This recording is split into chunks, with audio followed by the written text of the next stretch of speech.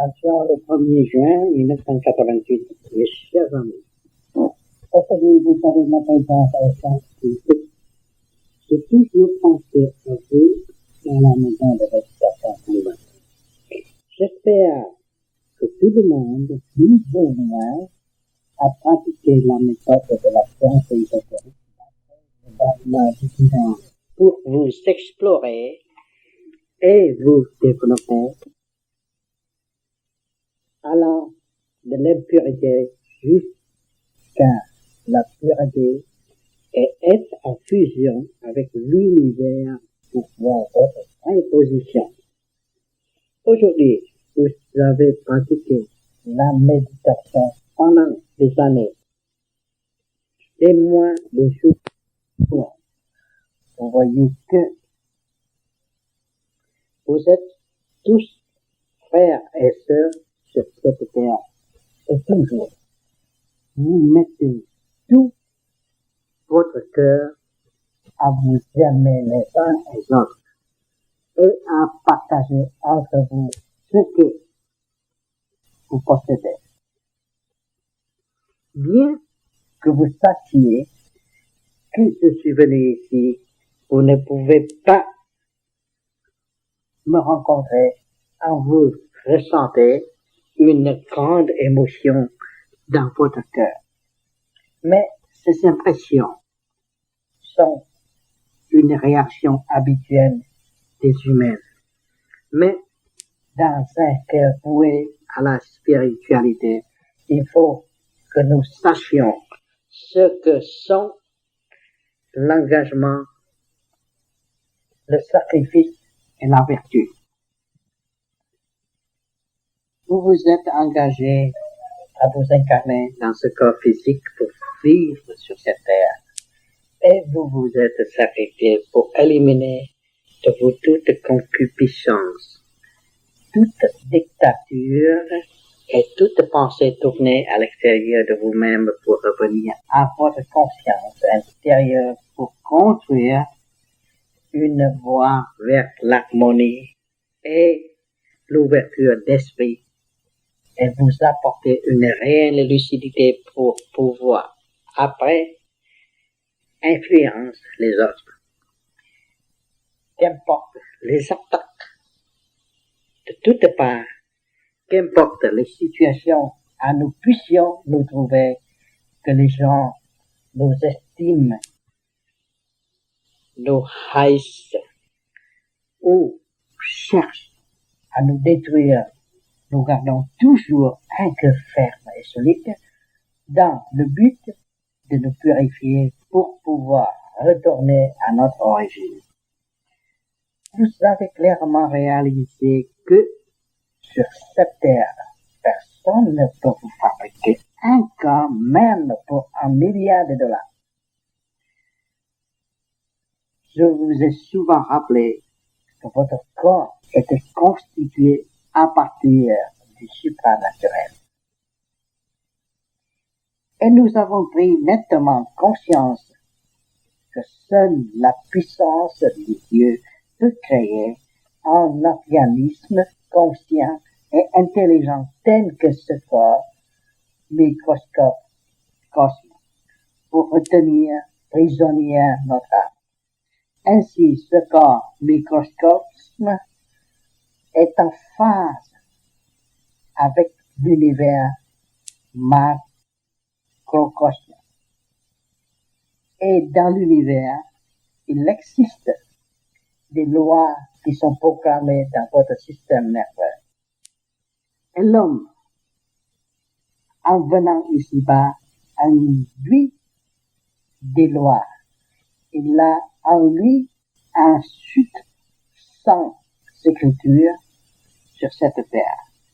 Il subit la sélection par les lois d'action et des réactions qui lui donnent l'occasion d'apprendre et de retourner à la voie du juste milieu et d'évoluer jusqu'à la sublimation. Aujourd'hui, l'heureuse occasion est arrivée. L'affection nous lire de plus en plus chaque jour et l'amour grandit en nous, qui est notre ami le plus cher.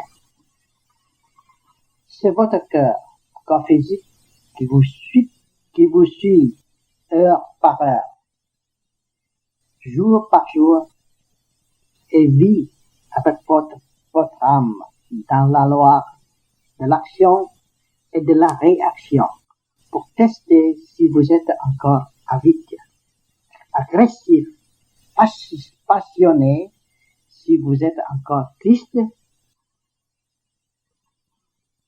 nostalgique, si vous êtes toujours oublié votre état de néant d'où vous venez pour naître sur cette terre avec un cœur sans trouble et sans souci, joyeux et aimable.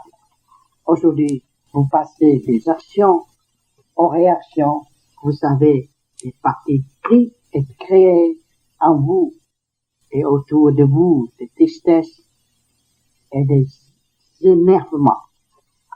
En ce jour, notre conscience s'éveille et nous commençons à mener une vie de perfectionnement pour rétablir l'équilibre ayant déjà existé en nous et pour porter aux êtres vivants partout et dans tous les niveaux, cette fois à notre capitale originelle pour vivre dans la vraie raison de vivre, où tout le monde s'aime réellement pour aimer réellement.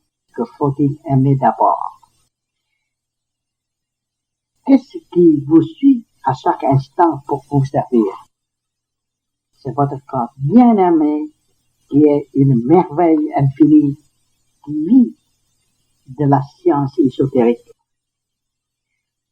Toutes les civilisations, toutes les sciences sur cette terre viennent du cerveau de l'homme et tout ce monde a été construit et édifié par l'intelligence de l'homme.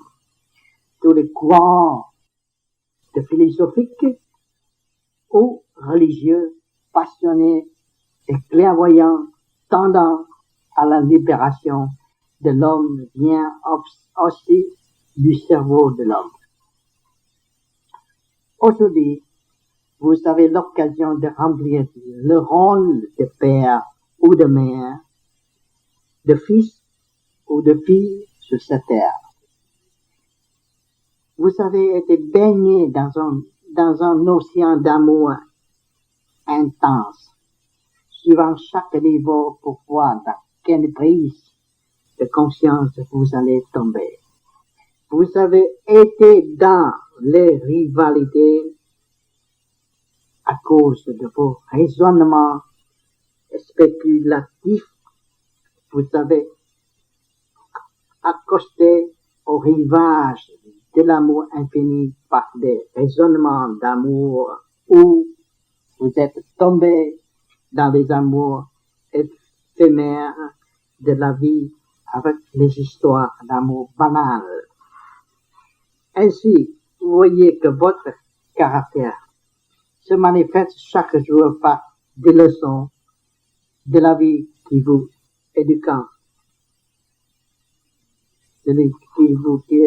éduque, chaque jour, sans vous laisser un instant de répit. Pourquoi devons-nous apprendre éternellement? Pourquoi devons-nous manger tous les jours? Ainsi, tous les jours, à des heures précises, nous mangeons et mangeons.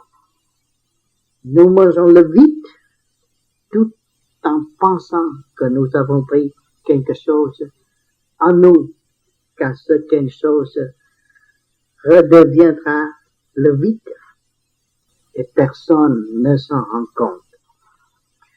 Pourquoi prenons-nous chaque jour de la nourriture? Nous mangeons tous les jours pour apprendre la valeur du sacrifice des aliments que nous prenons. depuis des milliers d'années, les céréales et tous les aliments qui constituent notre nourriture ont rempli une incommensurable vertu rédemptrice de bodhisattva pour éveiller notre conscience, pour nous réchauffer et nous rassasier, pour nous donner la force de raisonner, pour parvenir aux sensations et aux émotions et pour construire. Et personne n'a réalisé que la capacité de l'homme est infinie, que son corps microcosme est infiniment précieux, lequel constitue un millier de mutations pour aider les êtres vivants à évoluer. Le poisson, le pain d'herbe et le plus insignifiant ont sacrifié toute leur vie pour nous procurer la chaleur et le rassasiement et sont transformés pour devenir vos viscères et vos os et votre chair. Vous avez ce corps physique d'eau et de chair, et vos os et votre chair ne sont autres que vos ancêtres. Et si vous menez la vie de perfectionnement, tous vos ancêtres seront sauvés. Vos ancêtres vivent avec vous et sont présents partout autour de vous, à chaque seconde, à chaque minute, depuis les souffrances jusqu'au bonheur.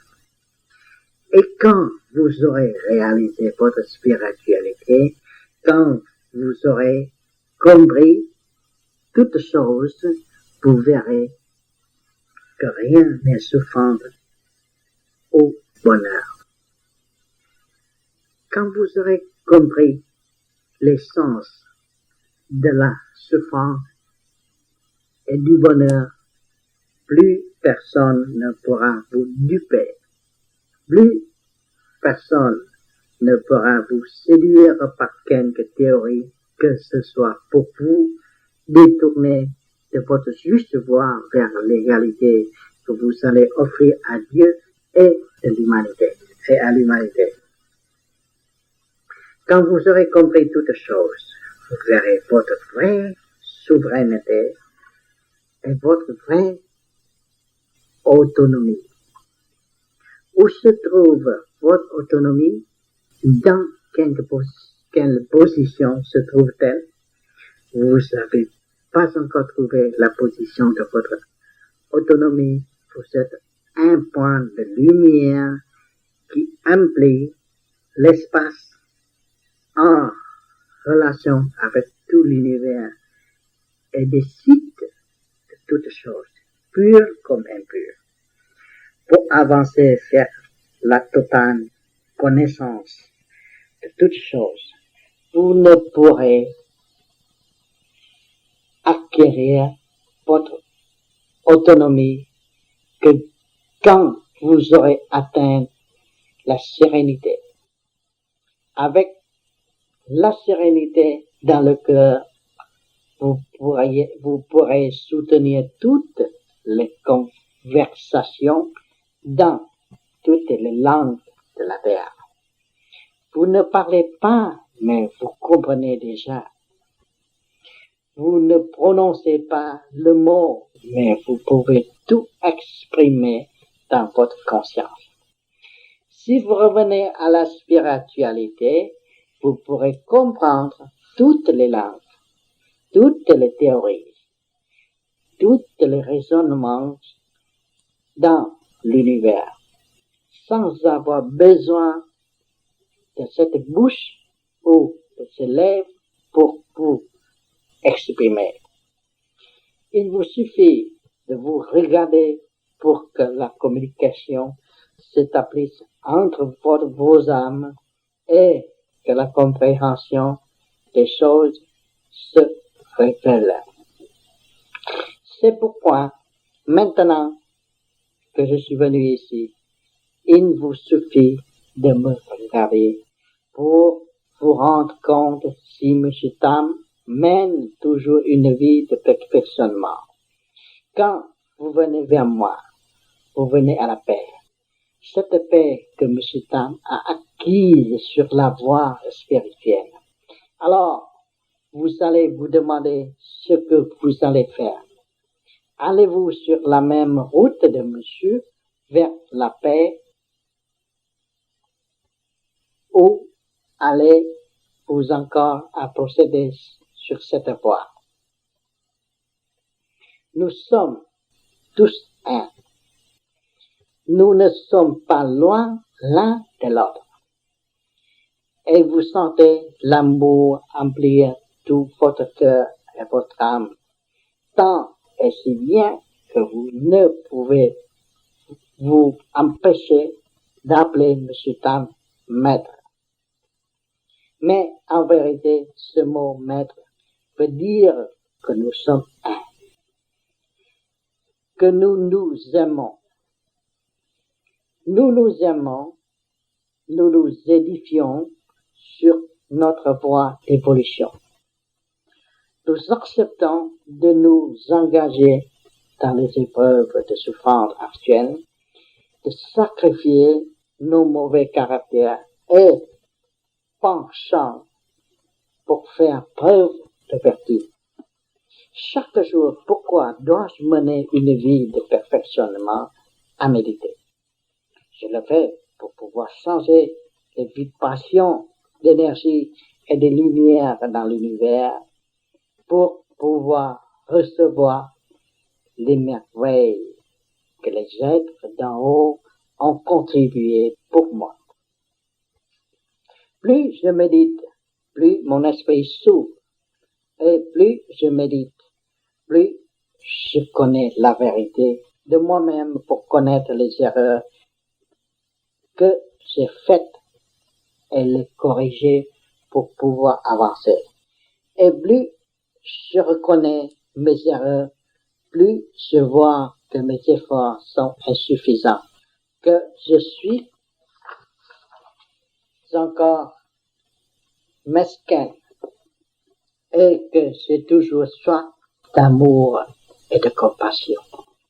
Alors, je dois réaliser la compassion et apprendre la compassion pour retrouver la puissance appartenant au royaume de Bouddha.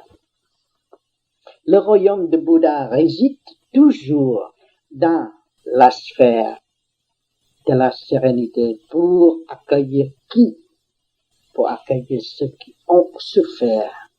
Plus vous souffrez, plus vous avancez vers le royaume de Bouddha.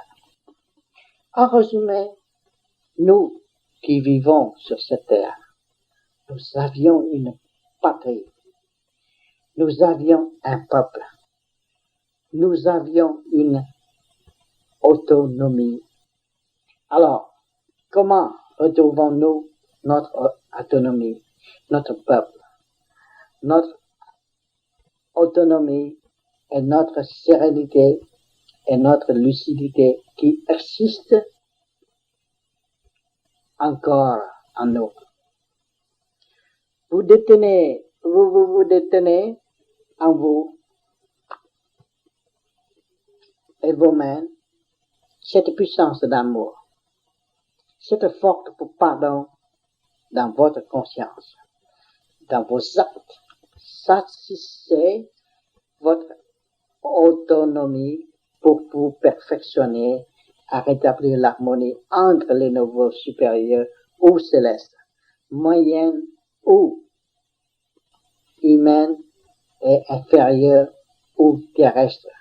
Alors vous appartenez au peuple des diamants. Pourquoi utiliser le nom de peuple de diamants? Votre âme a été forgée d'une oppression à l'autre d'un tiraillement à l'autre, d'une vie à l'autre, pendant des milliers d'années d'évolution.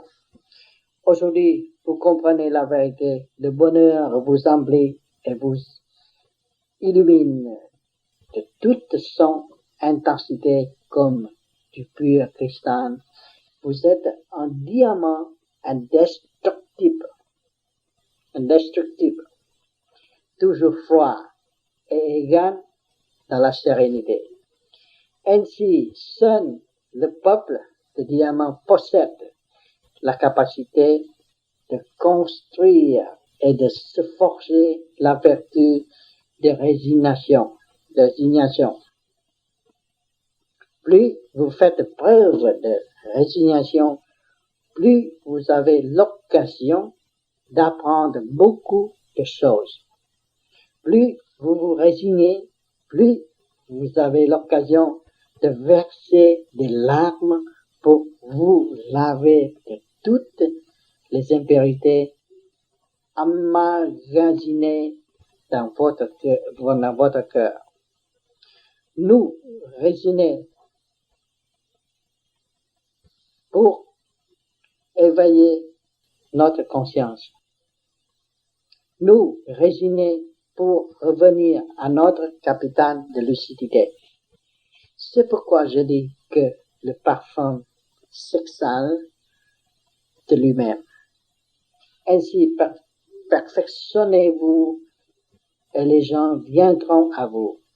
Si nous parvenons à fusionner avec le monde supérieur, alors tous les autres mondes nous porteront leur estime et leur respect. Mais si nous ne connaissons pas la juste voie, les justes fréquences pour revenir à l'ordre de tout l'univers, comment pourrions-nous nous fusionner avec les mondes supérieurs? Quand nous parviendrons à nous fusionner avec le monde supérieur, alors la paix régnera dans tous les niveaux du monde. C'est pourquoi la voie de perfectionnement à vous êtes engagé n'est pas une voie étroite. Vous faites une chose pour la réalisation de toutes les choses. Si vous investissez vos efforts dans la voie spirituelle, vos efforts sont un exploit. Une philosophie toujours expressive émanera de vous et vous répandrez une intense lumière d'amour pour tous les êtres vivants. Ce sera votre contribution précieuse à tout l'univers. À une nouvelle vie correspond une nouvelle étude de Sutra. L'ère de la sainteté arrive. L'atmosphère change. Votre cœur est plus accommodant et votre esprit est plus ouvert et vous acceptez d'apprendre, d'avancer, car vous voyez que la libération est nécessaire de votre âme. Alors, vous pourrez réaliser la merveilleuse puissance de la suprême sérénité qui a permis de la vie et votre présence sur cette terre. Aujourd'hui, nous avons l'occasion de regarder notre physionomie, de revoir notre position. Le mal vient de nous et le bien vient aussi de nous. Vous pouvez inventer des armes atomiques pour tuer des millions de vies humaines. Alors, est-ce que vous devez déployer toute votre réserve d'amour pour sauver tous les êtres vivants. Quand vous prenez un banc de riz, vous voyez que tous les êtres vivants ont contribué à vous procurer de la chaleur et du rassasiement.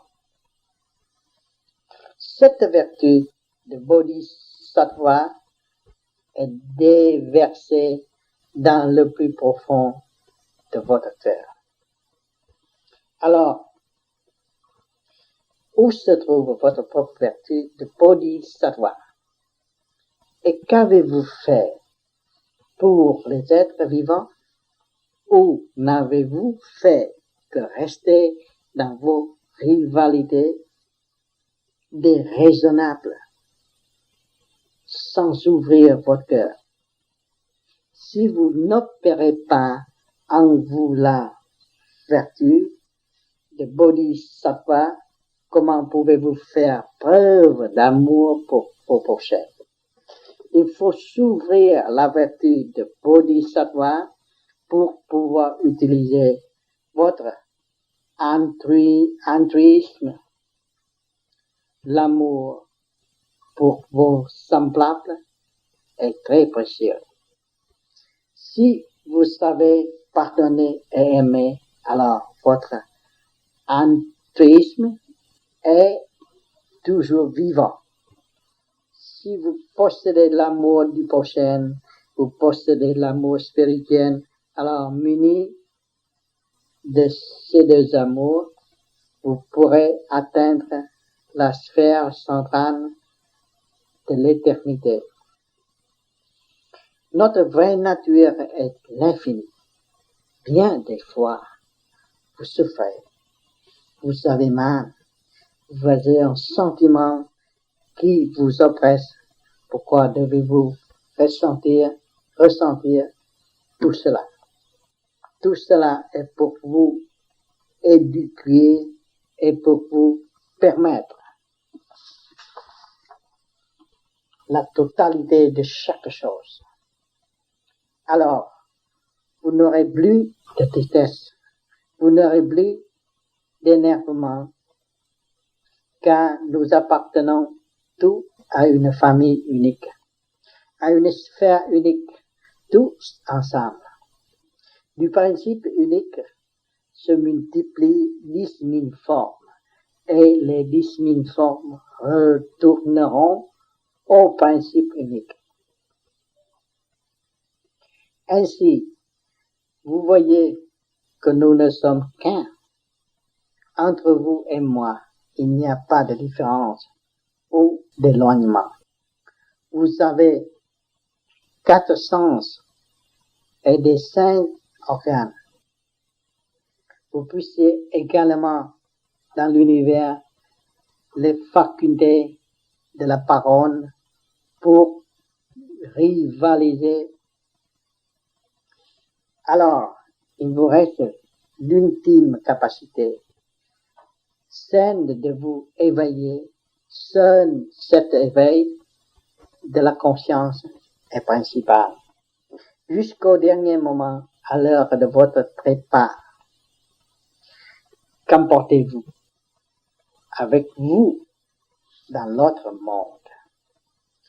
Vous ne pourrez pas emporter avec vous les rivalités qui ont occupé toute votre vie.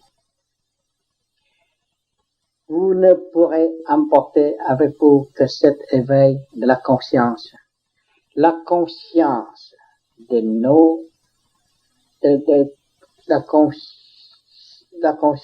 nos erreurs, de nos fautes, de nos agitations, qui étaient la cause de nos actes immoraux. C'est cette conscience qui nous permet de nous repentir des innombrables cruautés que nous avons répandues autour de nous. Et même, bien des gens, après avoir passé dans l'autre monde, dans leur remords, demandent à descendre aux enfers pour expier leurs fautes et apprendre le reste de la session d'amour avant de pouvoir atteindre la libération. Car ils voient que l'enfer est un endroit d'amour où il leur est permis d'édifier l'amour et non de s'adonner aux rivalités. Comment cela? Qu'est-ce qui prouve cela? Quand vous subissez le supplice de la langue coupée, celui de boire de l'urine ou de manger des excréments.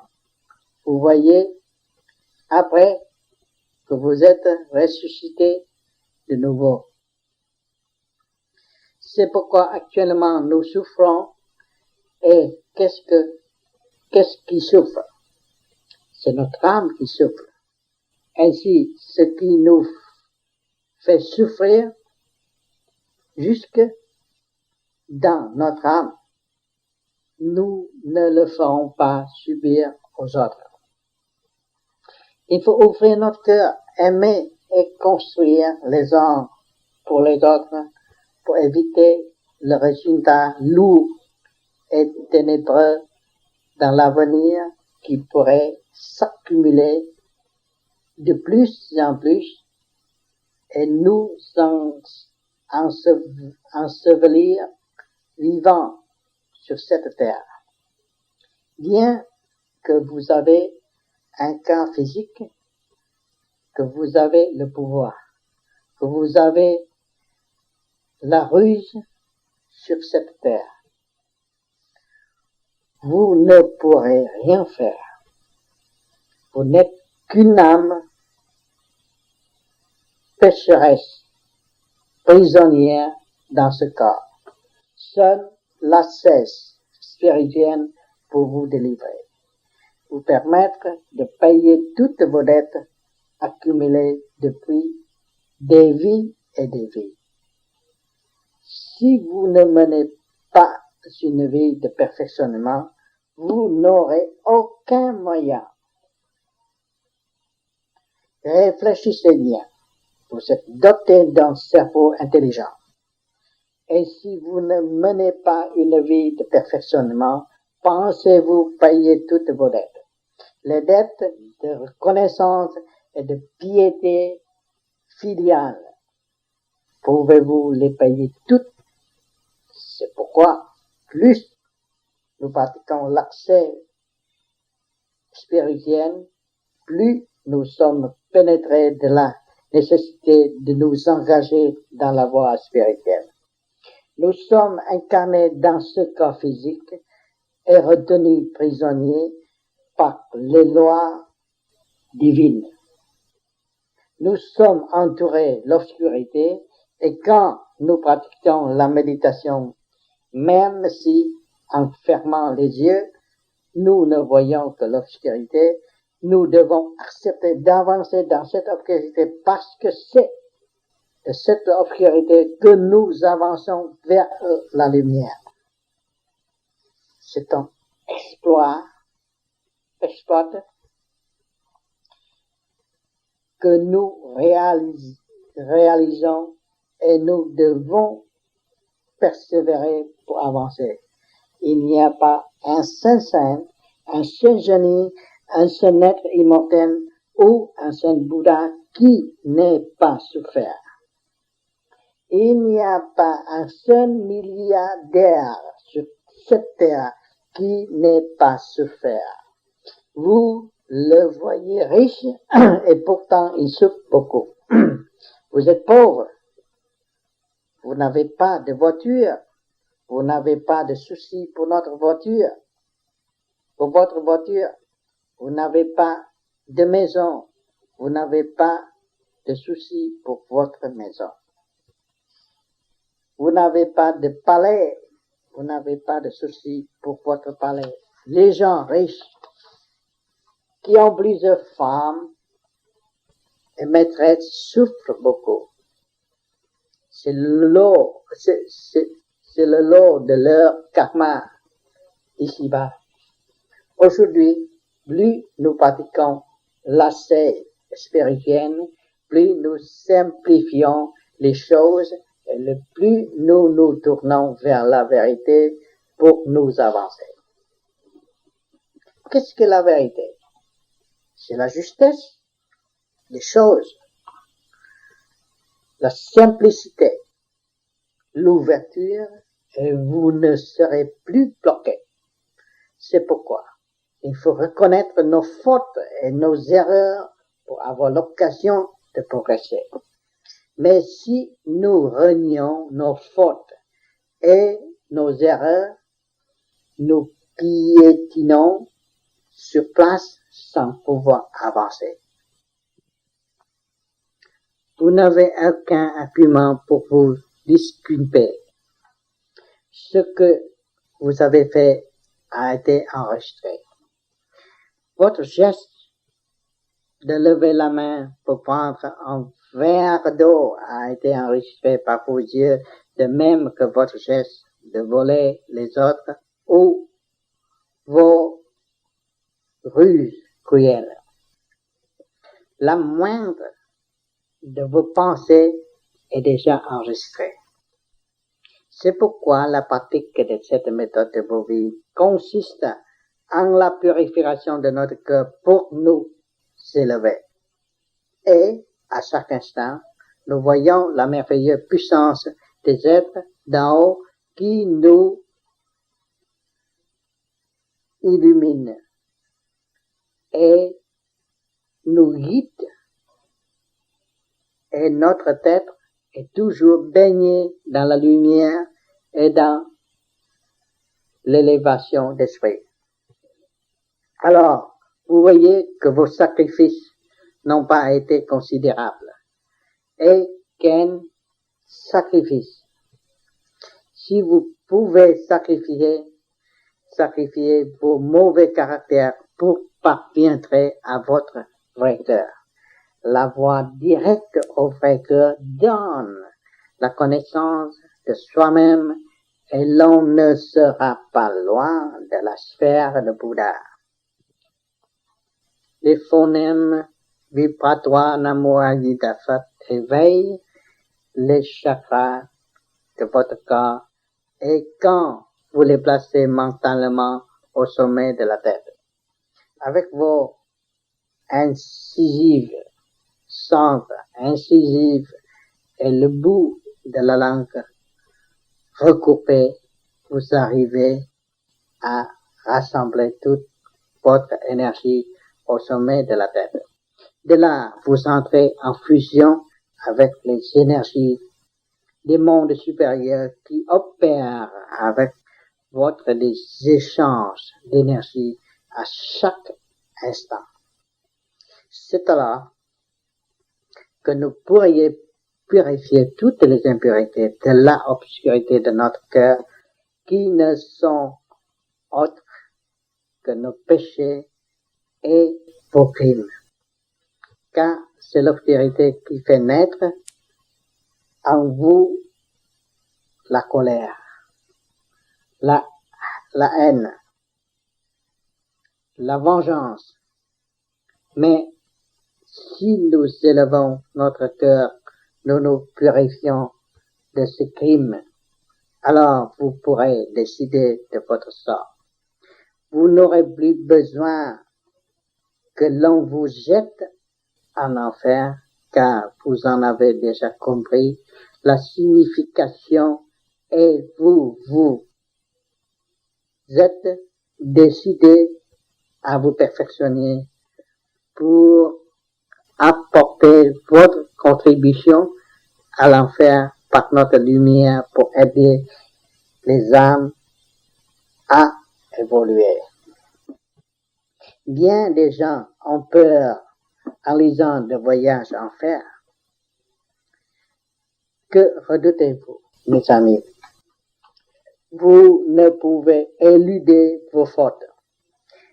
Ainsi, vous voyez que chaque épreuve, chaque leçon, chaque acte est pour apprendre votre âme à évoluer dans cette vie. Vous voyez que ce que vous ne souhaitez pas peut vous arriver.